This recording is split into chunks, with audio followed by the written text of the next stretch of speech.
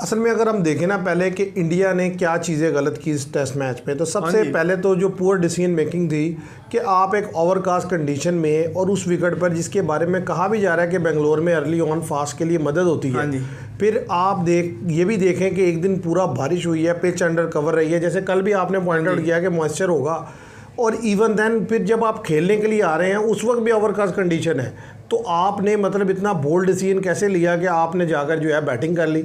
और फिर बैटिंग करने के बाद जब आपको सीमिंग ट्रैक पर बॉल समझ नहीं आ रही तो आप निकल के किधर शॉट खेल रहे हैं, जहाँ पर खड़े होकर आपसे नहीं खेला जा रहा, तो वहाँ पर आप अगर निकल के इस तरीके की शॉट खेलेंगे जैसे रोहित शर्मा ने शॉट खेली, मतलब वो तो बिल्कुल ये नहीं कि पता ही चल रहा है कि पजल होकर शॉट खेली, उन्हें समझ नहीं लग रही उन्होंने क्या शॉट खेली। अस्सलाम वालेकुम viewers, welcome to all of you on my YouTube channel Crick Chat. मैं उम्मीद करता हूँ आप सब खैरियत से होंगे। व्यूअर्स, आज की वीडियो में हम बात करेंगे इंडिया और न्यूजीलैंड के दरमियान 3 टेस्ट मैच की सीरीज़ का पहला मैच बेंगलोर में खेला जाना था कल से, लेकिन कल का दिन सारा बारिश की नज़र हो गया और आज जब मैच शुरू हुआ और इंडिया ने टॉस जीतकर पहले बैटिंग की तो सारी टीम 46 फॉर ऑल आउट हो गई और न्यूजीलैंड जब बैटिंग करने आया तो उन्होंने 180 फॉर 3 थे जब दिन ख़त्म हुआ। तो मेरे साथ है हमज़ा, मैं हमज़ा से कहूँगा कि पहले मैच की समरी आपसे शेयर करें और फिर उसके बाद हम बात करेंगे कि ऐसा क्या हुआ कि वो टीम जिसने प्रीवियसली यानी कि वहाँ जो लास्ट मंथ में क्रिकेट खेली, इतनी शानदार उन्होंने डिफीट दी बांग्लादेश को, T20 में 297 रन्स कर दिए, 2 दिन में टेस्ट मैच ख़त्म कर दिया, तो फिर ये आज ऐसा क्या हुआ कि वो पूरी टीम 46 फॉर ऑल आउट हो गई। तो न्यूजीलैंड के लिए हम देखेंगे कि उन्होंने क्या बेहतर चीज़ें की, तो इन सब पर आज की हमारी डिस्कशन रहेगी। तो सबसे पहले जैसा कि आपने बताया कि इंडिया ने टॉस जीत के बैटिंग करने का फ़ैसला किया, तो जो ये फ़ैसला था वही सही साबित नहीं हुआ।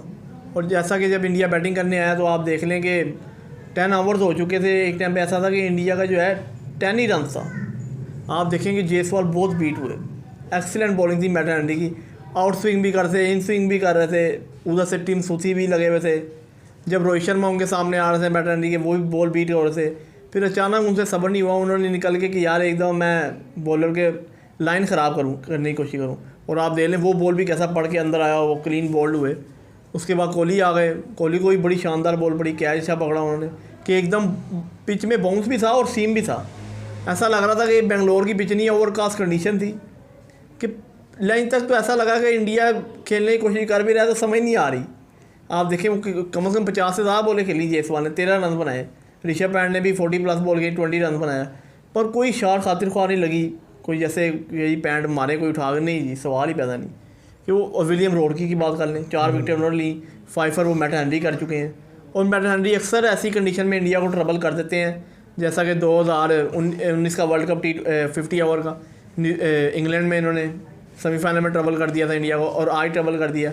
जिस विकेट में जान होगी ना खासतौर पे सीमर के लिए, तो उधर मैट हैंडी इनको तंग करते हैं, उनकी लाइन बेहतर है, वो किसी टीम को भी तंग कर सकते हैं उस कंडीशन में। और जैसा कि फिर जब न्यूजीलैंड आया बैटिंग करने, तो आप देख लें कि कॉनवे ने अटैक किया स्पिनर पे, उनके विकेट में ऐसी कोई शुरू में नहीं नज़र आया बॉल, बाद में बॉल बेहतर हुआ भी है, और स्पिनर को भी बाद में मदद मिलेगी इस विकेट पे, ये नहीं कि नहीं मिलेगी, पर यह है कि कल शायद मिले या तीसरे दिन मिलेगी स्पिनर को मदद। और फास्ट का ये बॉल शायद अब नॉर्मली चले। और जैसा कि आप देखें 91 रन की कॉनवे ने इनिंग्स खेली, टॉम लैथम पार्टनरशिप बिल्ड हो गई अच्छी कॉनवे और लैथम की, विल यंग भी बेहतर खेल रहे थे।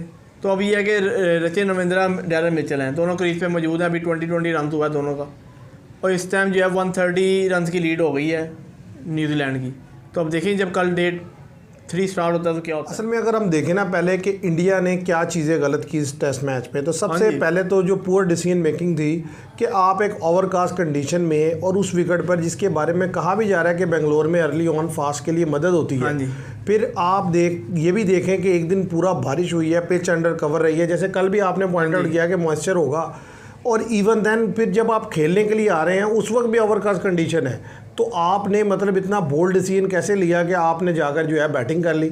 और फिर बैटिंग करने के बाद जब आपको सीमिंग ट्रैक पर बॉल समझ नहीं आ रही तो आप निकल के किधर शॉट खेल रहे हैं, जहाँ पर खड़े होकर आपसे नहीं खेला जा रहा, तो वहाँ पर आप अगर निकल के इस तरीके की शॉट खेलेंगे जैसे रोहित शर्मा ने शॉट खेली, मतलब वो तो बिल्कुल ये नहीं कि पता ही चल रहा है कि पजल होकर शॉट खेली, पजल हो गए, उन्हें समझ ही नहीं लग रही उन्होंने क्या शॉट खेली, लूज पजल हो गए उन्होंने। तो अब ये है कि सबसे बड़ा तो जो गलत डिसीजन लिया ना वो यही था कि टॉस जीत कर बैटिंग करना, और फिर उनकी उसके बाद मैं ये कहूँगा कि अगर बैटिंग कर ही ली थी तो भाई इस वक्त जो शिद्दत से कमी महसूस हुई वो चेतेश्वर पुजारा की कमी महसूस हुई।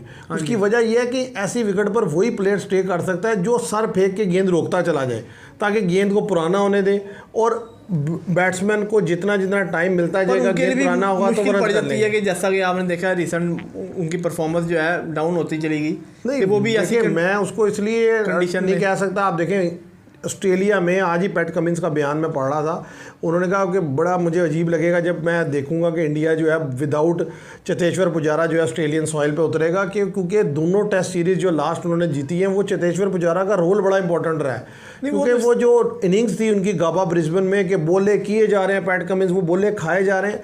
दौरे हाजिर में टेस्ट मैच में इतना टेम्परामेंट का कोई बैट्समैन है ही नहीं कि मतलब वो सर फेंक के एक तरफ से खेलते जाते हैं। ये विकेट ऐसी थी कि भाई जहाँ पर आपको रुक के खेलना था, बॉल को मेरिट पे खेलना था, रिस्पेक्ट देनी थी, लेकिन क्या हुआ क्योंकि एक टेम्परामेंट बदल चुका है, एक टेम्पलेट बदल चुकी है खेलने की। सबसे बड़ी बात तो आप देखें कि ऐसी सीमिंग ट्रैक पे रोहित शर्मा का शॉट सिलेक्शन देख लें आप किस तरह का था, फिर सरफराज खान ने किस तरह की शॉट खेली वो भी देख लें। ठीक है, आप देखें जायसवाल ने भी मतलब पूरा शॉट मारा कि मतलब वो भी शॉट मारते हुए आउट हुए। मैं तो आपको बताया वीडियो के शुरू में कि बहुत पदल। तो ये तो प्रॉब्लम थी, एक शॉट सिलेक्शन और एक जो है इंडिया का जो डिसीजन मेकिंग थी ये पुअर थी। और इसके साथ साथ अब मैं आपसे ये जानना चाहूँगा कि जब ये आउट हो गए हैं तो 46 पर ऑल आउट हुए, तो इससे एक चीज़ जो इंडिया की बैटिंग में एक्सपोज हो रही है वो क्या है, वो ये है कि ये सीमिंग ट्रैक पे सीमर्स के अगेंस्ट सफ़र कर रहे हैं, इन्हें प्रॉब्लम हो रही है, खेलने करते हैं। हाँ जी, ठीक है। आप देखें ना कि बांग्लादेश के खिलाफ जो पहला टेस्ट मैच हुआ उसमें भी इनकी 6 विकेट 140 पर डाउन हो गई, क्योंकि उसमें विकेट में अच्छा मदद था फास्ट के लिए, ठीक है। उसके बाद जो है एक्स्ट्रा ऑर्डिनरी पार्टनरशिप लगी जो है वो रविचंद्रन अश्विन और जडेजा की। ज़ाहिर है वो बांग्लादेश है, उतनी क्वालिटी बॉलिंग नहीं है उनके पास। उधर जो था ना मसला, उधर ये था कि आपने देखा जैसा कि जब बॉल पुराना हो गया ना फिर धूप निकल आई, इधर तो मौका ही नहीं मिला ना। आप देखेंगे वो इसलिए कि देखें इनके पास तीनों बॉलर बड़े ज़बरदस्त थे, ठीक है। उन्होंने और लंबे लंबे स्पेल कराए, 8-8 10-10 ओवर के तीनों ने स्पेल करा दी। और इसकी वजह ये भी है ना कि आप देखेंगे उस मैच में जो है ऋषभ पंत की और जायसवाल की पार्टनरशिप लग गई थी। इसमें पार्टनरशिप थोड़ी देर ही चली है ऋषभ पंत और उसकी जायसवाल की, तो फिर उसके बाद विकेट गिर गई। आप देखेंगे 10 पे तो इनके 3 आउट हो गए थे। नहीं उधर जो उसमें भी आप देखो ना 146 पर 6 हो गए, लेकिन एक लंबी पार्टनरशिप टेल से लग गई। अब यहाँ तो मसला ये हुआ कि पार्टनरशिप लग ही नहीं सकती ना। अब ये देखें ना कि एक आप बांग्लादेश के अगेंस्ट जब स्ट्रगल कर रहे हैं सीमिंग ट्रैक पे, तो ज़ाहिर है उस तरह का या उससे ये तो उससे बहुत बेहतर सीमिंग ट्रैक था, काफ़ी सीम था शुरू में, तो गेंद बहुत ही आउटस्टैंडिंग निकला और उनके बॉलर्स ने बड़ी लाइन भरी और डिसिप्लिन बॉलिंग की। तो जाहिर है ऐसे में तो फिर इंडिया की बैटिंग जो है ना वो बड़ी बुरी तरह एक्सपोज हुई। हाँ जी, विकेट में जान हो तो फिर एक्सपोज हो जाती है। तो इससे जैसा कि अभी लास्ट ईयर जब ऑस्ट्रेलिया के 34 पे ये लीड में आउट हो गए, पिंक बॉल टेस्ट था, हाँ 36 पर ऑल आउट हो गए। हाँ जी, तो इसमें कोई शक नहीं कि इंडिया जब विकेट में जान हो खास तौर पे और ज़्यादा जान हो और पेसर जो है अच्छे हों तो इंडिया स्ट्रगल करता है।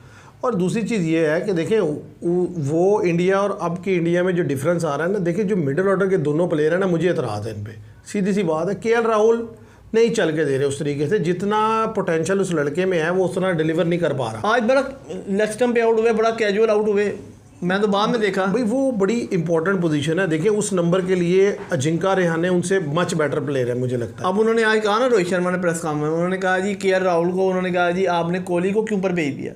उनका जी हमारा डिसाइड हुआ था कि केएल राहुल को मैं समझता था कि वो नीचे ही इसी पोजीशन पे अपने बेहतर खेले हैं कुछ इनिंग से, और ये इनकी पोजीशन पे ये बेहतर खेलेंगे, रेगुलर खेलें तो शायद ये और बेहतर परफॉर्म कर सकें।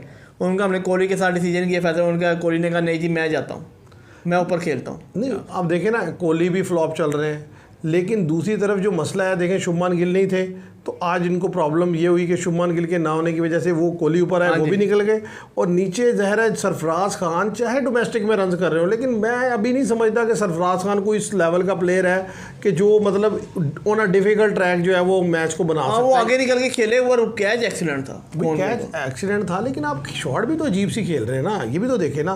तो इसलिए इंडिया के लिए मैं समझता हूँ ये एक वेकअप कॉल है, सीधी सी बात है। जब आप आउट हो, जैसे जब ऑस्ट्रेलिया में आउट हुए 36 पे, तो वो भी एक वेकअप कॉल थी। उसके बाद इंडिया दोबारा उठा और उसने बड़ी शानदार क्रिकेट खेली और सीरीज जीती वहाँ से। आज भी एक दफ़ा फिर इंडिया के लिए वेकअप कॉल है। वेकअप कॉल ये सेंस में है कि देखें आपने ऑस्ट्रेलियन सॉइल पे जाना है और ऑन अ सीमिंग ट्रैक आपको अगेंस्ट पड़ेगा। फास्ट बॉलर खेलना पड़ेगा, कोई शक नहीं। तो आपके पास मिडिल ऑर्डर में उस लेवल का बैट्समैन नहीं है जो पिछली दफ़ा था।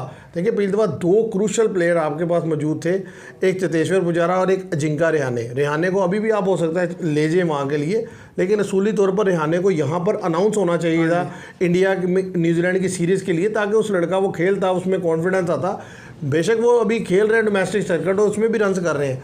तो यहाँ पर ये सिलेक्शन पर भी बात आ रही है कि गायकवाद हो गया, इसी तरीके से जो अजिंका रेहाने हो गया, इन लड़कों का टीम में टेस्ट में जो है ना शामिल होना बड़ा ज़रूरी है ऑस्ट्रेलिया में बेहतर परफॉर्मेंस के लिए, क्योंकि देखिए यहाँ पर आप हल्की सीमिंग ट्रैक पे फंस जाते हैं। तो वो तो ज़रा ऑस्ट्रेलिया उन्होंने पहला टेस्ट ही पर्थ में रखा है, तो वहाँ तो आपका सर्वाइव करना बड़ा मुश्किल है। हाँ जी, उधर तो सबसे पहली बात यह है कि आपको देख के खेलना पड़ेगा, और ये है कि जैसा कि इंडिया स्ट्रगल तो करता है, उसमें कोई शक नहीं है, पर यह है कि उधर अब कैसी उनकी ये भी स्ट्रेटजी बना के जाएंगे होंगे। इनको पता है जैसा कि अब इंडिया में ये हिस्ट्री क्रिएट हो गई कि पहली दफ़ा आप देखें ना 50 के अंडर आउट हो गए। ये बहुत बड़ी बात है ये इंडिया में कि हमने तो ये नहीं सोचा था, हम तो ये कह रहे हैं कि इंडिया 1 साइडेड टेस्ट मैच जीतेगा, और ज़्यादा चांस है कि ये इंडिया टेस्ट मैच हार जाएगा। नहीं, मैं लेकिन अभी ये नहीं कहता कि इंडिया टेस्ट मैच हार जाएगा, इसलिए कि इंडिया ने प्रीवियसली ऐसी परफॉर्मेंसेस दी हैं, उनके अंदर ये क्वालिटी है कि वो कम बैक कर सकते हैं। देखिए अगर इंडिया उन्हें लीड देता है 200, 220, 230 रन्स की, और उसके बाद खुद आकर बैटिंग करके उसके बैट्समैन अच्छा खेल जाते हैं और वो 400 तक रन्स कर जाते हैं, 400, 430 और 200 करना होता है न्यूजीलैंड को लास्ट इनिंग्स में, तो मुझे नहीं लगता कि न्यूजीलैंड 200 कर पाएगा, क्योंकि जब वो स्पिनर पूरे जोबन से अटैक करेंगे ना और ट्रैक में जब मदद होगी स्पिनर के लिए, तो न्यूजीलैंड के लिए 200 रन्स करना बड़ा मुश्किल होगा। वो तो यही है कि न्यूजीलैंड 200 प्लस की लीड ले जाए और दूसरी इनिंग में इंडिया आकर फिर जो है वो 250 to 300 के अंदर आउट हो जाए, तो आप आकर जो है न्यूजीलैंड मैच जीत ले। अदरवाइज लेकिन इंडिया के पास पूरी क्वालिटी ये है कि वो भाई अपने मुल्क में दोबारा स्ट्रॉन्ग कमबैक कर सकते हैं, और उन्होंने बहुत दफ़ा ये कमबैक किए हुए हैं। अब देखना ये है कि जब सेकंड इनिंग्स इंडिया खेलने आएगा, पहले तो ये ना कितने पर रिस्ट्रिक्ट करता है, और फिर दूसरी चीज़ ये है कि आकर खुद कैसे बैटिंग करता है। अभी तो जो चीज़ वाज़े तौर पर नज़र आ रही है वो ये है कि देखें ओवर कॉन्फिडेंट होकर इंडिया ने गलत सिलेक्शन की, टीम सिलेक्शन भी गलत की। हाँ जी, 3 पेसर से जाना चाहिए था। 3 पेसर से जाना चाहिए था भाई। बांग्लादेश जैसी टीम के खिलाफ आप 3 पेसर से जा रहे हैं और 2 स्पिनर से जा रहे हैं, तो भाई यहाँ पर भी 3 पेसर और 2 स्पिनर से जाएं, जब आपको पता भी चल रहा है ओवरकास्ट कंडीशन है, पिच में भी ज़्यादा हेल्प है फास्ट बॉलर के लिए, तो फिर ये तो बहुत बड़ी गलती होती है ना। ब्लंडर कह सकते हैं आप इसे, गलती तो नहीं कहेंगे, ब्लंडर ही कहेंगे। वादिया उन्हें एक्सेप्ट कर लिया रोहित शर्मा प्रेस कॉन्फ्रेंस में कि जी मैंने एक तो पिच को अच्छी तरह रीड नहीं किया, और मेरा फैसला और मैनेजमेंट का गलत फैसला था, जिसकी वजह से हमें ये भुगतना पड़ा। और हमने जो सिलेक्शन की टीम की वही कि हमने जब 3 स्पिनर डाली तो हमने कहा पहले बैटिंग कर लेंगे, फिर ही एडवांटेज लेंगे स्पिनर का, तो ये उन्होंने साफ कह दिया। उन्होंने कहा ये मेरा। अब इसमें जो देखें इंडिया की जो वीकनेसेस थी वो तो हमने पॉइंट आउट कर दी कि पुअर शॉट सिलेक्शन थी, डिसीजन मेकिंग का प्रॉब्लम था, और सीमिंग ट्रैक पर इंडियन जो प्लेयर्स हैं वो सफ़र कर रहे हैं या स्ट्रगल करते हैं। अब लेकिन दूसरी तरफ हमें न्यूजीलैंड को भी क्रेडिट देना होगा कि भाई उनके बॉलर्स ने जो विकेट को असेस करके अर्ली ऑन बहुत ही डिसिप्लिन बॉलिंग की है, बड़ा एक ही चैनल से बॉलिंग की है। मैट हेनरी ने और की जो नए बॉलर थे टिम साउदी ने, मतलब टिम साउदी के बारे में हम बात कर रहे थे, लेकिन पहला ही ओवर जो उन्होंने जायसवाल को किया, क्या खूबसूरत ओवर था वो। 3 गेंदें उन्होंने अंदर की है, 1-2 बाहर निकाली है, मतलब एक ही एंगल से उन्होंने एक्स्ट्रा ऑर्डिनरी बॉल किया। और फिर सबसे बड़ी बात जो कि न्यूजीलैंड की टीम में कुछ अरसे से मिसिंग नजर थी, वो थी उनकी फील्डिंग। देखिए आज तो मैंने पूरे वर्ल्ड कप में यूएसए में क्या ये भी रिसेंट श्रीलंका में इन्होंने कैसे, वही मैं बात करने लगा, पूरे वर्ल्ड कप में यूएसए में हमने देखा कि न्यूजीलैंड की फील्डिंग वो अप टू द मार्क थी ही नहीं। न्यूजीलैंड अपनी फील्डिंग के लिए, न्यूजीलैंड जाना जाता है अपनी बेहतरीन फील्डिंग के लिए, वो हल्की बॉलिंग से भी अच्छी फील्डिंग करके मैच फंसा लेते थे। तो पिछले कुछ अरसे से उनकी फील्डिंग स्ट्रगल कर रही थी, श्रीलंका में भी उनके साथ यही प्रॉब्लम हुई।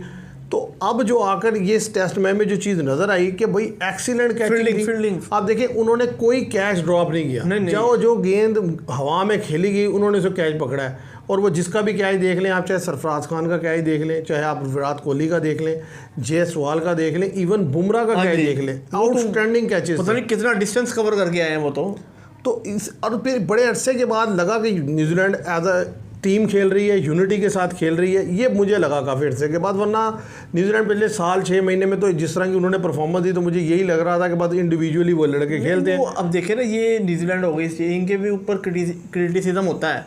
आप देख लें जैसा कि श्रीलंका में जो वाइट वॉश होके आए, तो अब इन्होंने कुछ ना कुछ मेहनत करनी थी, तो ख़ासतौर पर इन्होंने भी फील्डिंग के ऊपर मेहनत की। हाँ चले विकेट तो इनको मिल गया चांस के जी, वैसी विकेट थी, असल फील्डिंग पे इन्होंने। और फिर ज़रा प्लस पॉइंट आया बैटिंग में, जब जिस तरीके से डेवन कॉनवे ने हाँ जी, आगे अटैक किया और बैटिंग की। लेकिन मुझे तो ये था कि इंडिया अगर 46 पर ऑल आउट हुआ ना तो इंडिया ज़्यादा से ज़्यादा इन्हें 200 के अंदर आउट कर देगा, ठीक है। लेकिन जिस तरीके से 184 3 हैं और बड़ी शानदार इनिंग्स 91 रन की खेली डेवन कॉनवे ने, और तेज़ खेले, मतलब तेज़ खेले वो, उन्होंने स्पिनर को, उन्होंने स्पिन के अगेंस्ट बड़ी जो है शॉट्स लगाई। तो ये न्यूजीलैंड के लिए एक अच्छा साइन है कि उसकी जो लड़के हैं वो रिस्पॉन्ड करना शुरू किए, वरना तो आप देखें श्रीलंका में तो ऐसे बिखरे हुए थे सारे, समझ ही नहीं आ रही थी। अभी देखें ना, 2 मेन प्लेयर क्रीज पर मौजूद हैं और 2 जो है नीचे बैटिंग में मौजूद हैं आपके पास, ब्लंडल भी हैं और ग्लेन फिलिप्स भी हैं। पर वो ठीक है, मतलब कहने की बात ये 4 लड़के आपने बैटिंग कर सकते हैं। तो अगर रोते पीटते भी आपने 80-90 रन बना दिया तो 200 रन की लीड है।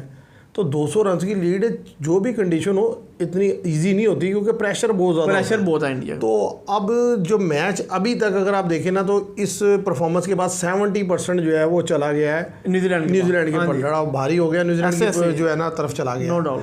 अब देखना ये है कि इंडिया कल आके क्या बॉलिंग करता है। अगर तो इंडिया ऐसी बॉलिंग करता है कि जो आउट कर लेता है उन्हें सबसे, फिर तो इंडिया, और फिर आगे खुद बैटिंग ऐसी करता है, क्योंकि उसी पे सारा मैच डिपेंड करेगा। सबसे पहले मैं आपको बता दूं, जो एक बात पॉइंट आउट करने लगा कि अभी तक जो है बुमराह और सिराज ने कोई विकेट नहीं ली। तो अगर बुमराह जैसे बॉलिंग तो अच्छी कर रहे हैं, अगर कल आगे वो 1-2 अर्ली विकेट बुमराह निकाल देते हैं या सिराज, तो फिर इंडिया कम बैक कर सकता है। अगर उनसे फिर पहले स्पेल में विकेट ना निकली बुमराह से, तो फिर ये 200+ की लीड ले जाएगी न्यूजीलैंड। बुमराह में बड़ा, क्योंकि अभी देखे ना, अभी स्पिनर के लिए उतना मदद नहीं है, नहीं अभी जितना कि मतलब अभी बेहतर है, बस ठीक है, मैच जब आगे चलेगा तो होगी। तो अब यहाँ पर फास्ट का रिस्पॉन्ड करना बड़ा ज़रूरी है कि देखें ना, पूरा इंडियन टीम जो है ना बैटिंग उड़ा के रख दी फास्ट बॉलर ने, 10 की 10 विकेट फास्ट ले गए। अब दूसरी तरफ से अगर इंडियन फास्ट अभी जितने भी ओवर हुए हैं, 40-50 ओवर हुए हैं, तो अगर इंडियन फास्ट विकेट नहीं निकालेंगे तो ये रन्स तो बन जाएगा, बन जाएगा। तो फिर इंडिया के लिए बड़ा मुश्किल होगा। तो लेकिन हाँ, मैच हो गया इंटरेस्टिंग, क्योंकि देखिए इंडिया ऐसी सिचुएशन से कम बैक कर रहा है काफ़ी अरसे से पीछे। अब देखना ये है कि दफ़ा फिर एक टफ सिचुएशन में इंडिया गया है, तो क्या इतनी सलाहियत रखता है कि वो कम बैक करे। मेरे लिहाज से वो रखता है, और मुझे यही है कि इंडिया जो सेकंड इनिंग्स खेलेगा, सेकंड इनिंग्स में जो है वो बेहतर परफॉर्म करके देगा, और इतना ईजी नहीं टेस्ट मैच देगा न्यूजीलैंड को जितना हमें अभी लग रहा है। तो देखते हैं कल का मैच जब होगा तो क्या होगा। तो व्यूअर्स, आज के लिए इतना ही। मैं उम्मीद करता हूँ आपको ये वीडियो पसंद आएगी। वीडियो पसंद आए तो इसे लाइक कीजिएगा, शेयर कीजिएगा और चैनल को सब्सक्राइब कीजिएगा। Thank you very much.